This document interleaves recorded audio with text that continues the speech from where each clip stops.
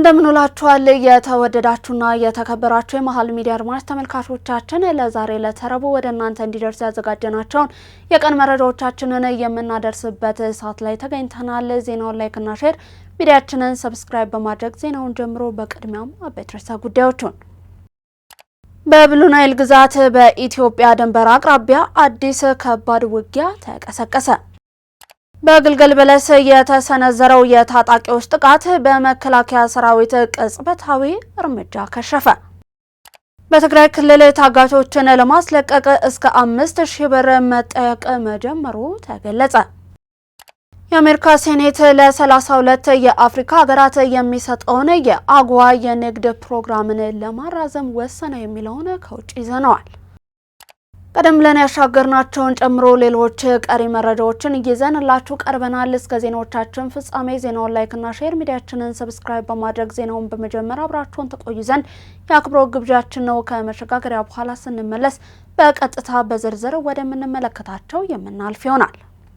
በለቡ እንዲሁም በሳር ቤት በጊዜው ገንብቶ ለባለቤቶቹ ያስረከበው ሆራ ሪል ስቴት አሁን ደግሞ ለኢንቨስትመንትም እንዲሁም ለመኖሪያ ተፈላጊ በሆነችው ሳር ቤት አፍሪካን ዩኒየን ፊት ለፊት ዘመናዊ አፓርትመንቶችን ይዞሎት ቀርቧል። ባለ 1 መኝታ ቤት 91 ካሬ ከ1.8 ሚሊዮን ብር ቅድመ ክፍያ ጀምሩ። ባለ 2 መኝታ ቤት 131 ካሬ፣ 133 ካሬ እንዲሁም 137 ካሬ ከ2.6 ሚሊዮን ብር ቅድመ ክፍያ ጀምሩ። ባለ 3 መኝታ ቤት 166 ካሬ፣ 170 ካሬ እንዲሁም 175 ካሬ ከ3.3 ሚሊዮን ብር ቅድመ ክፍያ ጀምሩ። ቀጠሮ ለማስያዝ እንዲሁም ሳይት ለመጎብኘት በ0911 04 11 67 እንዲሁም በ0978 48 90 20 ላይ ይደውሉ። ሆራ ሪል ስቴት። በቀዳሚነት ወደ ያዝነው መረጃችን አለፍን። መሃል ሚዲያ 7ኛ ዓመት የምስረታ በዓሉን በደመቀ ሁኔታ አከበረ። መሃል ሚዲያ ከተመሰረተበት ጊዜ ጀምሮ ለሀገር መከላከያ ሰራዊትና ለአጠቃላይ ሀገራዊ የፖለቲካ ጉዳዮች ቅድሚያን በመስጠትና ትኩረት አድርጎ በመስራት 7ኛ ዓመት የጉዞ ዘመኑን በደመቀ ሁኔታ አክብሯል። ሚዲያው ባለፉት 7 ዓመታት በሀገራዊ ፍቅር፣ በብሔራዊ ደህንነት እንዲሁም በፖለቲካዊ እንቅስቃሴዎች ዙሪያ ህዝብን በማንቃትና መረጃዎችን በፍጥነትና በጥራት በማቅረብ ረገድ ከፍተኛ ሚናን ሲጫወት ቆይቷል። መሃል ሚዲያ በተለይም የሀገር ሉዓላዊነትን በሚፈታተኑ ወቅታዊ አጋጣሚዎች ሁሉ ከሀገር መከላከያ ሰራዊት ጎን በመቆም የሰራዊቱን ጀግንነትና መስዋዕትነትን ለህዝብ በማሳወቅ ረገድ የነበረው ድርሻ በበዓሉ ላይ በጎላ ሁኔታ ተነስቷል። በበዓሉ አከባበር ወቅት የተለያዩ የመገናኛ ብዙሃን ተቋማት እንዲሁም የሚዲያ አካላት ለመሃል ሚዲያ ያላቸውን አክብሮትና ጋርነትን ገልጸዋል። የሚዲያ አካላቱ በመልእክታቸው መሃል ሚዲያ በተለይም ለሀገር ወዳድነት በጽናት እንዲሁም በፖለቲካዊ ትንታኔዎች ዙሪያ የሚያቀርባቸው ፕሮግራሞች በኢትዮጵያ የሚዲያ ምህዳር ውስጥ የራሱን ግልጽና ወሳኝ አሻራ ማኖሩን መስክረዋል። ሚዲያ ወደፊት በሚያደርገው ጉዞም እውነተኛነትን፣ ሀገራዊ ጥቅምን ለማስጠበቅ የሚያደርገውን ጥረት እንዲሁም ሙያዊ ብቃቱን አጠናክሮ እንዲቀጥልና ለተጨማሪ ስኬቶች እንዲበቃ ያላቸውን መልካም ምኞትም ገልጸዋል። መሃል ሚዲያ በበኩሉ ባለፉት 7 ዓመታት አብረውት ለዘለቁ ተከታታዮቹ፣ ደጋፊዎቹ እንዲሁም አጋሮቹ ምስጋናን ያቀረበ ሲሆን ወደፊትም ቢሆን የሀገርን ክብርና የፖለቲካዊ እንቅስቃሴዎችን ሚዛናዊ በሆነ መንገድ ለህዝብ የማድረስ ሀገራዊ ኃላፊነቱን አጠናክሮ እንደሚቀጥል አረጋግጧል። የመሃል ሚዲያ ቤተሰቦች እንኳን ደስ አላችሁ። የሀገር ህልውናን ለማስቀጠል በሚደረገው ሂደት ውስጥ ዘልቀው ከመጡት አክቲቪስቶች፣ የመገናኛ ብዙሃንና የመሳሰሉት መሃል ሚዲያም ተጠቃሽ ነውና ይህን ሂደት ሁሉ አልፋችሁ እዚህ በመድረሳችሁ እንኳን ደስ አላችሁ። ሰላም ጤና ይስጥልን። የመሃል ሚዲያ ቤተሰቦች በአጠቃላይ ኤርሚያስ ለገሰ ነኝ ከአዲስ ኮምፓስ ሚዲያ። በቅድሚያ ለ7ኛ ዓመት የመሃል ሚዲያ ስላደረሳችሁ እንኳን ደስ ያላችሁ ማለት ፈልጋለሁ።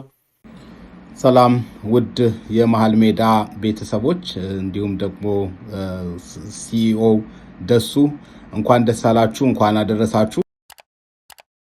በብሉ ናይል ግዛት በኢትዮጵያ ድንበር አቅራቢያ አዲስ ከባድ ውጊያ ተቀሰቀሰ። ከኢትዮጵያ ወሰን ጋር በሚያዋስነው የሱዳን ብሉ ናይል ግዛት ውስጥ አዲስና ከባድ ውጊያ መቀስቀሱ ተገልጿል። ከአንድ ወር በፊት የሱዳን የመንግስት ጦር ስትራቴጂካዊ በሆነችው የኩርሙክ ከተማ ላይ ቁጥጥር ማድረጉ የሚታወስ ሲሆን በወቅቱ የፈጥኖ ደራሽ ኃይሉ ታጣቂዎች ከቀጠናው ወደ ኋላ ፈግፍገው እንደነበረ ይታወሳል። ዛሬ በወጡ መረጃዎች መሰረት በሸረሪና ውጊያ ተሳትፏል በሚል የተወነጀለው የፈጥኖ ደራሽ ኃይል በሱዳን ጦር አሃዶች ላይ አዲስ የመልሶ ማጥቃት ሰፊ ዘመቻን ከፍቷል። ይህንኑ ተከትሎ በአሁኑ ሰዓት በአካባቢው እጅግ ከባድ ውጊያ እየተካሄደ ይገኛል። ከዚሁ ቀጠና ጋር ተያይዞ በሚወጡ መረጃዎች የህወሓት የጦር አሃዶች በጀኔራል አልቡርሃን የሚመራውን የሱዳን ጦርን ደግፈው አብረው በመሰለፍ ላይ እንደሚገኙም ተመላክቷል። ውጊያው በሁለቱ ሀገራት ድንበር አቅራቢያ የሚካሄድ በመሆኑም የቀጠናውን ደህንነትና እንዲሁም እንቅስቃሴን የበለጠ ውጥረት ውስጥ ከቶታል። በግልገል በለስ የተሰነዘረው የታጣቂዎች ጥቃት በመከላከያ ሰራዊት ቅጽበታዊ እርምጃ ከሸፈ። ዝርዝር ዘገባውን እንደሚከተለው እንመልከት። በቤንሻንጉል ጉሙዝ ክልል መተከል ዞን ዋና ከተማ በሆነችው ግልገል በለስ እንዲሁም በአካባቢዋ የተሰነዘረው የኃይል ጥቃት በሀገር መከላከያ ሰራዊት የተቀናጀና ፈጣን ምት ሙሉ በሙሉ መክሸፉ ተገልጿል። ንጋት 12 ሰዓት አካባቢ የተከሰተው ይህ ወታደራዊ ግጭትን በተመለከተ የወጡ መረጃዎች እንደሚያመለክቱት ጥቃቱ የተሰነዘረው በክልሉ ጊዜያዊ የጥፋት ጥምረትን በፈጠሩ የፋኖ እንዲሁም የጉሙዝ ታጣቂ ቡድኖች ነው። የታጣቂዎቹ ስብስብ ዋና ዓላማ የመተከል ዞን አስተዳደራዊ ማዕከል የሆነችውን የግልገል በለስ ከተማን በቁጥጥር ስር መዋል እንዲሁም በአካባቢው ላይ ከፍተኛ የጸጥታ ማወክና የደም አውድማ መፍጠር እንደነበርም ተጠቅሷል። ታጣቂዎቹ የውጭ ኃይሎች እንዲሁም የኤርትራ ሻዕቢያ የገንዘብና የሎጂስቲክስ ድጋፍ የሚንቀሳቀሱ ተላላኪዎች እንደሆኑና ድርጊቱም በዚሁ አስተባባሪነት እየተፈጸመ መሆኑ ተነግሯል። ታጣቂዎቹ እንቅስቃሴ በጀመሩበት ቅጽበት የሀገር መከላከያ ሰራዊት ባሳየው የላቀ የውጊያ ዝግጁነትና ፈጣን ምላሽ የተከሰተውን አደጋ በቅጽበትም ማክሸፍ ተችሏል። የመከላከያ ሰራዊት በወሰደው የተቀናጀ የጸረ ጥቃት እርምጃ ታጣቂዎቹ ጥምረት ወደ ከተማዋ ሳይጠጋ እንዲሁም ከነበሩበት ቦታ ሳይንቀሳቀሱ በነበረበት እንዲመታና እንዲበታተኑ ተደርጓል። በአሁኑ ወቅት በግልገል በለስ ከተማ እንዲሁም በዙሪያው ያለው አካባቢ ሙሉ በሙሉ በሀገር መከላከያ ሰራዊት ቁጥጥር ስር የሚገኝ ሲሆን የአካባቢው የጸጥታ ሁኔታ አስተማማኝ ደረጃ ላይ እንደሚገኝ ተመላክቷል። በትግራይ ክልል ታጋቾችን ለማስለቀቅ እስከ 5000 ብር መጠየቅ መጀመሩ ተገለጸ። በትግራይ ክልል ህዝቡ ከጦርነትና ከጥፋት ይልቅ ዘላቂ ሰላምንና ልማትን አጥብቆ በፈለገበት በዚህ አዲስ ምዕራፍ ህወሓት የፖለቲካ እድሜውን ለማራዘም ዳግመኛ በክልሉ ላይ የጦርነት ሁኔታዎችን እየፈጠረ ይገኛል ተብሏል። ከዚህ አዲስ የጦርነት እንቅስቃሴ ጋር ተያይዞ የቡድኑ አካላት በጦርነት ወይንም በውጊያ ላይ መሳተፍ የማይችሉ አቅመ ደካማና ንጹሃን ዜጎችንም ጭምር በግድ አፍሶ በመያዝ ላይ መሆኑም ነው እየተገለጸ ያለው። ከዚህ ባሻገርም ታፋሾቹን ለመልቀቅ ከግለሰቦቹ እንዲሁም ከቤተሰቦቻቸው ከ5000 ብር ጀምሮ የገንዘብ ጥያቄ ማቅረብ መጀመራቸውም ነው እየተገለጸ ያለው። የእንቅስቃሴ ቡድኑ ሰዎችን በግድ የማፈስ ድርጊቱን እንደሌላ አዲስ የገቢ ምንጭና ንግድ እየተጠቀመበት መሆኑን የሚያሳይ ነው ተብሏል። ምንጮቹ ከስፍራው ያደረሱን መረጃዎች እንደገለጹት ከሆነ ድርጊቱ ህዝብን ለከፋ እንግልትና ምዝበራ የሚያጋልጥ በመሆኑ የትግራይ ህዝብ እንዲህ አይነት አሰራርንና የንግድ እንቅስቃሴን በፍጹም ሊታገሰው እንዲሁም ሊፈቅደው እንደማይገባም ጥሪ ቀርቧል። እስከ መገንጠል የሚለው እንዲሁም ድፍን የኢትዮጵያ ህዝብ ገና ከጅምሩ የተቃወመው የህገ መንግስት ክፍል እንዲሰረዝ ከስምምነት ላይ መደረሱ ይፋ ሆነ። ይሆን ተብሎ ኢትዮጵያን ለማፈረካከስ በሀገሪቱ ህገ መንግስት ውስጥ የተካተተውና ከህፃን እስከ አዋቂ የሚጠየፈው አንቀጽ 39 በሀገራዊ ምክክሩ ተወያዮች እንዲሰረዝ ከስምምነት መደረሱ በህዝብ ዘንድ ልዩ ደስታን የሚፈጥር እንደሆነም ተመላክቷል። ተጨማሪ አለን። በዚህ መሰረትም እስከ መገንጠል የሚል ሐረግ ለወደፊቱ አይኖርም። የሀገራዊ ምክክር ኮሚሽኑ ምክክር በተቋቋመበት እፈርሳለሁ አለ በማለት ዘመቻ ከጀመሩበት የከተማ ውስጥ ተገዳዳይ ሚዲያዎች ጀምሮ ውይይቱን ማድረግ በጀመረበት ዕለት በደቦ የተሳሳተ መረጃን በማሰራጨት ህዝብ እንዲሳሳት ሲያደርጉ ለነበሩ ሁሉ ሀዘን ይሆናሉ የተባሉ ጉዳዮች ስምምነት እየተደረሰባቸው መሆኑ ተመላክቷል። ማንኛውም ብሔረሰብ ራሱን በራሱ የማስተዳደር መብቱ እንደተጠበቀው ነው እስከ መገንጠል እንዲሁም ያለ ገደብ የሚሉ ድንጋጌዎች እንዲሰረዙ በብሔራዊ ምክክር የጋራ አቋም መያዙ ተገልጿል። የአንቀጽ 39 ድንጋጌዎች ከኢትዮጵያ የፖለቲካ ታሪክ ጋር በጥብቅ የተያያዙና ለረጅም ጊዜ ከፍተኛ የፖለቲካ ክርክር ሲያስነሱ የቆዩ ጉዳዮች ናቸው። በተለይም እስከ መገንጠል የሚለው የህገ መንግስት ድንጋጌ በኢትዮጵያ የፖለቲካ ክርክር ውስጥ ለብዙ ዓመታት ተቃውሞና ውይይትን ሲያስነሳ ቆይቷል። ይህንን የተቃወሙ ጸረ ህዝብና አህዳዊ በሚል በአደባባይ እንዲፈረጁ መደረጋቸውም አይዘነጋም። አሁን በብሔራዊ ምክክሩ የቀረበባቸው አቋም ግን የብሔረሰቦች ራስን በራስ የማስተዳደር መብት እንደተጠበቀው ነው እስከ መገንጠል እንዲሁም ያለ ገደብ የሚሉ ድንጋጌዎች ከህገ መንግስቱ እንዲሰረዙ የሚሉ ሆኗል። ይህ አቋም በየመንግስት አደረጃጀትና ቅርጽ አጀንዳ ስር ከተደረሱ የጋራ ስምምነቶች አንዱ ሲሆን በአጀንዳው ላይ ከቀረቡት 53 ሀሳቦች መካከል 50ዎቹ ላይ ስምምነት ላይ መደረሱ ተገልጿል። ሆኖም የመንግስት አወቃቀር ፓርላሜንታዊ ወይንስ ፕሬዝዳንታዊ ይሁን የሚለውን ጨምሮ በሶስት ዋና ዋና ጉዳዮች ላይ የተለያዩ አማራጭ ሀሳቦች በመኖራቸው ስምምነት ሳይደረስባቸው ለቀጣይ ውሳኔ ተላልፈዋል። የኢትዮጵያ ወጣቶች የሉዓላዊነታችን ጽኑ ማገር ናቸው አሉ ጠቅላይ ሚኒስትር ዶክተር አብይ አህመድ። ኢትዮጵያን ከወጣቶቿ ነጥሎ ማየት እንደማይቻል የገለጹት ጠቅላይ ሚኒስትር ዶክተር አብይ አህመድ ወጣቱ የሀገሪቱ ከፍተኛ የህዝብ ቁጥር ድርሻን የሚይዝ እንዲሁም የሁለንተናዊ እድገት መሰረት መሆኑን ተናግረዋል። ጠቅላይ ሚኒስትሩ በዛሬው ዕለት በሚከበረው የዓለም አቀፍ የወጣቶች ቀን ምክንያት በማድረግ ባስተላለፉት መልእክት የኢትዮጵያ ወጣት መልካም ዓላማን አንግቦ የሚንቀሳቀስ የለውጥ ዋነኛ ሞተርና የሉዓላዊነት ጽኑ ማገር ነው ብለዋል። አክለውም የአሁኑ ትውልድ የሀገሩን ታሪክ በአዲስ ብዕር ብራና እየጻፈ እንደሚገኝም ገልጸዋል። አሁን ያለው ወጣት ሀገርን ወደ ኋላ የሚያስቀሩ አጓጉል ልማዶችን፣ አላስፈላጊ ትርክቶችን እንዲሁም ግጭቶችን በመራቅ ትኩረቱን በልማት ላይ ማድረጉንና ድህነት የተጠየፈ መሆኑን ጠቅላይ ሚኒስትሩ በመልእክታቸው ጠቁመዋል። በመጨረሻም ሀገራዊ ራዕይ እውን ለማድረግ ሁሉም የህብረተሰብ ክፍል በንቃት እየተጋ በፍቅር እንዲሁም በአንድነት እንዲመላለስም ጥሪን አቀርበዋል። ሀገራዊ ምክክር በችግር ወቅት ብቻ የሚደረግ ሳይሆን መልካም ነገሮችን የማጽናት ቋሚና ዘላቂ የሀገሪቱ ባህል ሊሆን እንደሚገባ መምህር ዳንኤል ሰይፈ ሚካኤል ገለጹ። በምክክሩ ላይ የተሳተፉ የሚገኙት መምህር ዳንኤል ሰይፈ ሚካኤል ለጋዜጣ ፕላስ እንደገለጹት እስካሁን እየተካሄደው የምክክር ሂደት ተሳታፊዎች ሀሳባቸውን ያለ ገደብ ያንጸባረቁበትና ለሀገር የጋራ መፍትሄ ለመፈለግ ጥረት ያደረጉበት በጎ መድረክ ነው ብለዋል።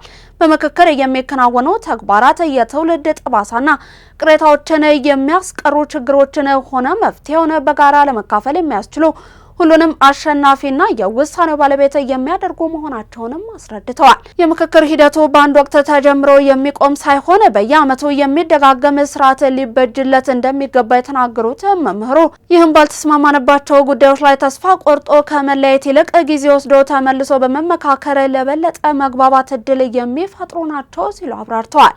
የምክክር ባህል ከቤተሰብ ጀምሮ እስከ ሀገር አቀፍ መዋቅር ድረስ ሰርጾ ሊገባ እንደሚገባ በመጠቆም ህዝቡ ይህንን ታላቅ እድል በአግባቡ በመጠቀም ሀገሩን በጋራ እንዲያጸና ጥሪን አቅርበዋል። የተወደዳችሁ የመሃል ሚዲያ አድማጭ ተመልካቾቻችን እየተመለከታችሁ የምትገኙት ለዛሬ ለተረቡ ወደ እናንተ እንዲደርሱ የተዘጋጁትን የቀን መሃል ዜናችንን ነው። አሁን ደግሞ ከውጪ የዜና ምንጮች ወዳገኘናቸው እናልፋለን። በለቡ እንዲሁም በሳር ቤት በጊዜው ገንብቶ ለባለቤቶቹ ያስረከበው ሆራ ሪል ስቴት አሁን ደግሞ ለኢንቨስትመንትም እንዲሁም ለመኖሪያ ተፈላጊ በሆነችው ሳር ቤት አፍሪካን ዩኒየን ፊት ለፊት ዘመናዊ አፓርትመንቶችን ይዞሎት ቀርቧል። ባለ 1 መኝታ ቤት 91 ካሬ ከ1.8 ሚሊዮን ብር ቅድመ ክፍያ ጀምሩ። ባለ 2 መኝታ ቤት 131 ካሬ፣ 133 ካሬ እንዲሁም 137 ካሬ ከ2.6 ሚሊዮን ብር ቅድመ ክፍያ ጀምሩ። ባለ 3 መኝታ ቤት 166 ካሬ፣ 170 ካሬ እንዲሁም 175 ካሬ ከ3.3 ሚሊዮን ብር ቅድመ ክፍያ ጀምሩ። ቀጠሮ ለማስያዝ እንዲሁም ሳይት ለመጎብኘት በ0911 04 11 67 እንዲሁም በ0978 48 90 20 ላይ ይደውሉ። ሆራ ሪል ስቴት። ከ10 በላይ ኩባንያዎች አወዛጋቢ በሆነው እንዲሁም በፕሬዝዳንት ትራምፕ ባለቤትነት በተያዘው ትሩዝ ሶሻል ማህበራዊ ሚዲያ ላይ የሚለጠፉ እንዲሁም የፋይናንስ ገበያዎችን ሊነኩ የሚችሉ መረጃዎችን በፍጥነት ለማግኘት መመዝገባቸው ተገለጸ። ትሩዝ API የተባለው ይህ አገልግሎት በነሐሴ ወር መጀመሪያ ላይ የተጀመረ ሲሆን ኩባንያዎቹ ከማህበራዊ ሚዲያ ድረገጹ ከፍተኛ ተጽዕኖ ፈጣሪ አካውንቶች የሚጋሩ መረጃዎችን ቀድመው እንዲያገኙ እንደሚያስችላቸው ተገልጿል። የመጀመሪያዎቹ ደንበኞች በአብዛኛው ከፍተኛ የንግድ ልውውጥ የሚያካሂዱ ድርጅቶች ውስጥ የሚገኙ ሲሆን ለአገልግሎቱ በወር ከ60,000 እስከ $100,000 እየከፈሉ እንደሆነ ጊዜያዊ ዋና ስራ አስፈጻሚ ኬቪን ማርኩን ተናግረዋል። ኃላፊው ይህንን ያሉት የትራምፕ ሚዲያ በሚያዝያ እንዲሁም ሰኔ ወር መካከል $238 ሚሊዮን ኪሳራ እንደደረሰበት ካሳወቀ በኋላ ነው። የትራምፕ ሚዲያ እንዲሁም ቴክኖሎጂ ግሩፕ ያወጣው ሪፖርት እንደሚያሳየው የሩብ ዓመቱ ኪሳራ ከአንድ ዓመት በፊት በተመሳሳይ ጊዜ ውስጥ ከተመዘገበው በ10 እጥፍ የሚበልጥ ሲሆን ቡድኑ የክሪፕቶ ከረንሲ ምንዛሬን ጨምሮ ከመገናኛ ብዙሃን ጋር ግንኙነት በሌላቸው ንግዶች እየተሰማራ ነው። እስካሁን ትርፍ አለመመዝገቡን ያሳወቀው ይህ የትራምፕ ኩባንያ በማህበራዊ ሚዲያ ዘርፍ ላይ ትኩረት እንደሚያደርግም አስታውቋል። በሐምሌ ወር የዎል ስትሪት ኩባንያዎች እንዲሁም ባለሀብቶች ትራምፕ በቋሚነት መረጃዎችን በሚያጋሩበት ትሩዝ ሶሻል ላይ ልጥፎችን በፍጥነት እንዲያገኙ እንደሚያደርግም አስታውቋል። ይህ መረጃ ተመዝጋቢዎች በአክሲዮኖች እንዲሁም በሌሎች ግብይቶች ላይ ብልጫ እንዲኖራቸው በማድረግ እንደ አንድ አማራጭ መንገድ ተደርጎ ይቆጠራል። የአሜሪካ ሴኔት ለ32 የአፍሪካ ሀገራት የሚሰጠውን የአጎዋ ንግድ ፕሮግራምን ለማራዘም ወሰነ። የዩናይትድ ስቴትስ ሴኔት የአፍሪካ የእድገትና የእድል ስምምነትን ለ2 ዓመታት እንዲራዘም ያጸደቀ ሲሆን ይህም ብቁ ከሆኑ ሀገራት የሚገቡ ከ1800 በላይ ምርቶች እስከ ታህሳስ 2028 ድረስ ከቀረጥ ነጻ ወደ አሜሪካ ገበያ እንዲገቡ ያደርጋል። ለ25 ዓመታት የአሜሪካ አፍሪካን የንግድ ግንኙነት መሰረት ሆኖ የቆየ አጎዋ አሜሪካ 32 ከሰሃራ በታች ያሉ የአፍሪካ ሀገራት በቢሊዮን የሚቆጠር ዶላር የሚያወጡ መኪናዎችን፣ ልብሶችን እንዲሁም ሌሎች ቁሳቁሶችን ከቀረጥ ነጻ እንድትገዛ እድልን ሰጥቷታል። አሁን ያለው ስምምነት በመስከረም ወር መጨረሻ ላይ ሊያበቃ የነበረ በመሆኑ ይህ ማራዘሚያ በአሜሪካ የኤክስፖርት ንግድ ላይ ለሚደገፉ የአፍሪካ የንግድ ተቋማት ትልቅ እፎይታንም ሆኗል። ለማራዘሚያው መሳካት ድጋፍ ያደረጉት የአሜሪካው ሴናተር ራፋኤል ዋርኖክ ይህንን ውሳኔ የዕለት ተዕለት እቃዎችን ዋጋ ከመቀነሱም በላይ የዓለም አቀፍ አጋሮችን ኢኮኖሚያዊ በማረጋጋት የሀገራችንን ብሔራዊ ደህንነትን ያሻሽላል ብለዋል። ለዛሬ ለተረቡ ወደ እናንተ ከመሃል ሚዲያ እንዲደርሱ ያዘጋጀናቸውን የቀን መረጃዎቻችንን አበቃን። አብራችሁን ስለነበራችሁ እጅግ እናመሰግናለን። ዜናውን ላይክ እና ሼር፣ ሚዲያችንን ሰብስክራይብ በማድረግ ቤተሰብነታችሁን አጋርነታችሁን ታጠነክሩ ዘንድ የአክብሮት ግብዣችን ነው። ከዩቲዩብ ባለፈ ደግሞ በፌስቡክ፣ ቴሌግራም እንዲሁም ቲክቶክ ገጾቻችን ተጨማሪ የመሃል ሚዲያ ይዘቶችን መመልከት ትችላላችሁ። በእኔ ቦታ በቃው። ሰናይ ቀን ተመኘን።